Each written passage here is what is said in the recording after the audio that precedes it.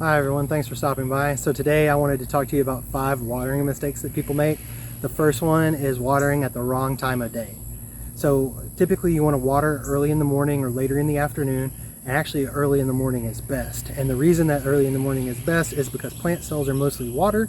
They need lots of water to help support the plant structure throughout the day. So by watering them in the morning, they have plenty of water to deal with heat and things throughout the day. If you water at night, that's not all that bad. With the exception of the fact that it helps to breed soil-borne diseases, because now you've got wet soil that is also dark and with also the darkness at night, and that helps to breed soil-borne disease. The number 2 mistake that people make is top watering their plants or watering those plants directly. You don't want to do this because plants aren't very efficient at taking in water through the leaves. They do this at night anyway, so you don't really want to do it during the day. And you want to make sure you water around the bottoms of the plant so that the roots have plenty of moisture in the soil that they can take up during the day. And you may be thinking, Hunter, well, what about rain? It rains during the daytime. Yeah, but whenever it rains, there's typically cloud cover. There's not always cloud cover, but usually.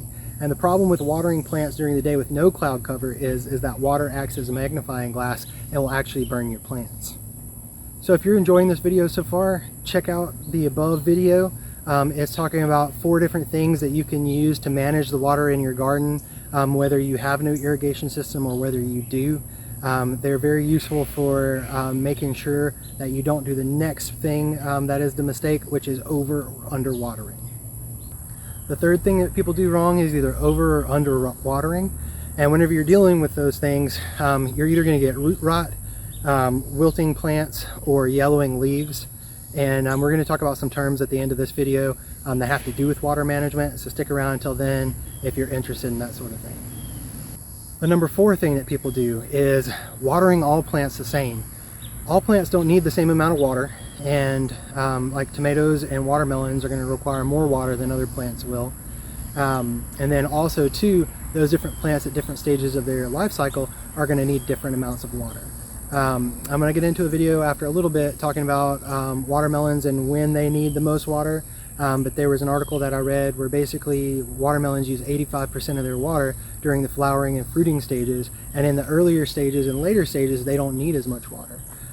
So that's something to take into consideration in whatever plant that you're planting, and if you're not getting the results that you need, then make sure you read about the watering requirements for that plant at the different stages of its life. The number 5 thing that people do wrong is watering their plants every single day. In nature, plants don't get water every single day, and in doing that, you're actually developing a shallow root system because you're not getting a nice deep watering on those plants. And in doing that, you're going to have plants that are not as drought resistant and are not as resistant to you going out and watering them every day whenever you don't have time. So here are a few of those terms that you need to remember for good soil water management. And the first one is going to be soil water capacity. And basically that's the amount of water that the soil holds after water has kind of trickled down through the soil, how much water that soil can hold without being saturated and oversaturated. So the next term that you need to remember is permanent wilting point, and the permanent wilting point is the point at which the plants begin to die. Basically there is still water in the soil, but the roots can't pull the water out of the soil. So the last term that you need to remember is allowable soil depletion, and for fruits and things like this fig behind me, that's going to be about 50% of the available water in the soil. So once 50% of that water in the soil is gone, that's whenever you start, your plant's going to start to show signs of drought stress. So finally, the goal of an effective water management plan is keeping that water in between the soil water capacity and the allowable depletion point. Thanks again for watching, and check out the 4 things that you can do to manage the water in your garden with or without irrigation. As always, thanks for stopping by. Please like and subscribe, and see you next time.